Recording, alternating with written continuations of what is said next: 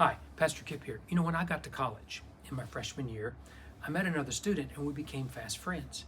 And his name was Kip as well. He spelled his with two P's, where I spell mine with one. And both of us had our given names. That Kip is my birth name, my baptized name as a baby. It's not short for anything, it's not a nickname, and neither was his.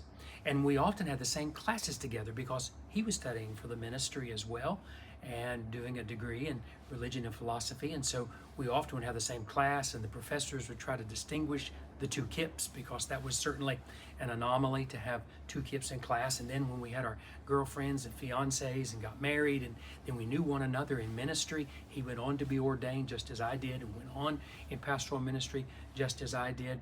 And then sometimes we'd be having a conversation with someone, or I would be, and I found out he had the same experience. And a few minutes into the conversation, as someone was talking to you, you'd say, wait a minute, you must be talking about the other Kip.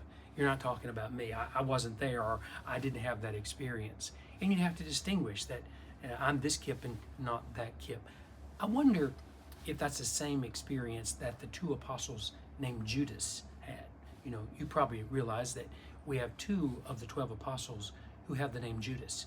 One is known as Judas Iscariot, the infamous one who betrayed Jesus and the other apostles. And then there's the other apostle named Judas, and the gospel writers distinguish him by saying Judas, not Iscariot, as if to say, I'm not talking about that Judas, I'm talking about this Judas.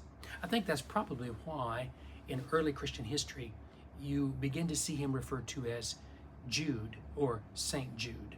Perhaps he took that as name himself and to distinguish himself from Judas Iscariot. Or perhaps it was given to him by the early church as a way to distinguish the two apostles, Judas Iscariot and Saint Jude.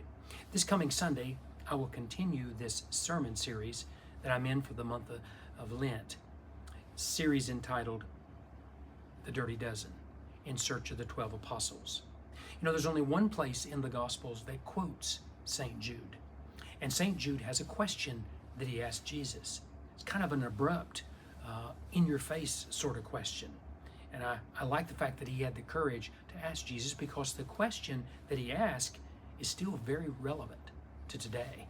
And we need to consider his question and what it means for our walk with Christ in these days. So this coming Sunday, we'll take up the Apostle St. Jude. I hope to see you there in worship. Tonight at 6 p.m. in the Fellowship Hall will be the 5th session of our Institute of Religious Studies on the Protestant Reformation, a monk, a mallet, and a message that changed the world. And this session will be most interesting. It's entitled Divorce, Bloody Mary, and the Women of the Reformation. Up until now, all the reformers we've discussed are men. Martin Luther, Ulrich Zwingli, and John Calvin, to name many others. There are women, though, that had a very powerful impact on the Protestant Reformation. We rarely talk about them. And the ways in which many of them were persecuted and martyred. Others were lay theologians.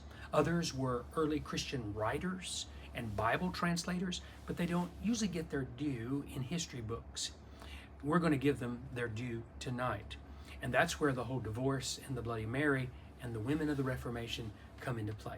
So even if you've not been able to be a part of the Institute thus far, you can jump right in tonight. There are only 2 sessions left, tonight and next Thursday. It's been a wonderful odyssey and adventure, at least for me. I've learned a lot by engaging with people in this study, and I would love to see you there. We have a study guide for everybody, and we'll share it together in the Institute this evening. So that's again 6 o'clock this evening. Be there.